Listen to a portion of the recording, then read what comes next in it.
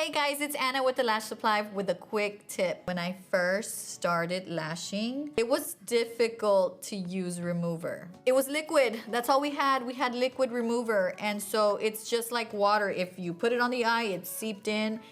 And oh my God, guys, I had an emergency one time. I was removing some lashes on one of my customers because they were all outgrown. I wasn't the best at manual removals. And so I was doing a removal so I could give her a brand new fresh set. And I put the liquid remover on the lash line, but again, because you're not elevated and you're laying all the way back, the lashes are going up this direction. The liquid just comes right back down into the eyeball, right? So my customers started saying, oh my God, it burns, it burns. Oh my God, it burns really bad. And at that time, I was just like, what do I do? Oh my God, I was panicking. I was like, what should I do? What should I give her? What should I do? And so the best thing that I can do was like, okay, follow me to the restroom. So I took her by her, arm, and I walked her all the way to the restroom while she was like going like this because it burned really bad. And I'm like, wash your face, wash your face.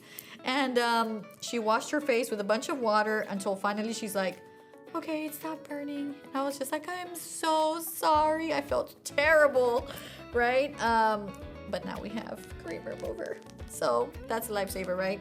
I know I talked to you guys in other videos about cream remover. That's a lifesaver. It's thick. The consistency is very thick, so it's not going to slide into the eyeball. It's going to stay where you put it. But let me give you a quick tip, because even though cream remover is not as dangerous, I guess, as liquid remover, there's some things that you need to know, right? Liquid remover burns like pepper spray. I promise you it does. I've tried it on myself and I'm just like, Jesus, that does burn, right? So cream remover can still get in the eye if you're not careful. If the pads push down on the lower lash line, it can get in there, it can seep in there. If you're putting it on there with a brush and push down too hard, it can seep in between the lashes and give a little bit of a burn. So if your customer complains of burning sensation, they're like, oh my God, I'm feeling a little tingle, it's starting to burn a little bit. You wanna take your water, and remember these here, all you have to do is squeeze it and the water just squirts out. You don't have to do this, tip it over, anything like that. So let's say your customer is burning up here on the right side, you would turn them over and then just kind of spray it with water, and it will deactivate the ingredients of the remover, and it will feel a little refreshing and it'll feel a little bit better, right? Sometimes that doesn't work. So what I like to tell my students to do is I want you to take a lint-free cotton pad. I always have these ready when I'm doing removals, because after removal, I always do a lash bath. So get yourself a cotton round, a cotton square, lint-free, get it all wet there in the middle, really saturated.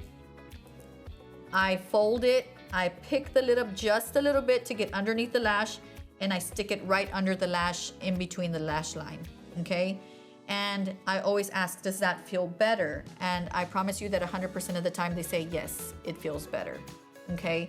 So that water seeps into the lash line where it's burning, into the eyeball, that, extra water gets into the eyeball, and so it starts feeling better and soothing. Once you have done that, you can take another cotton pad and just kind of pat it dry, and then you can continue to put some remover in the areas where you don't have the effect as the other areas. So you want to make sure it's all off, so make sure that you put it in the areas where the lashes haven't fell off, okay? So again, if you have that emergency call where it's like, oh my God, it burns, right? You need to make sure to, number one, either use your water bottle to rinse it out, or use a cotton pad or cotton square, lint-free, to saturate it, and then apply it in between the lash line to give them some relief, okay?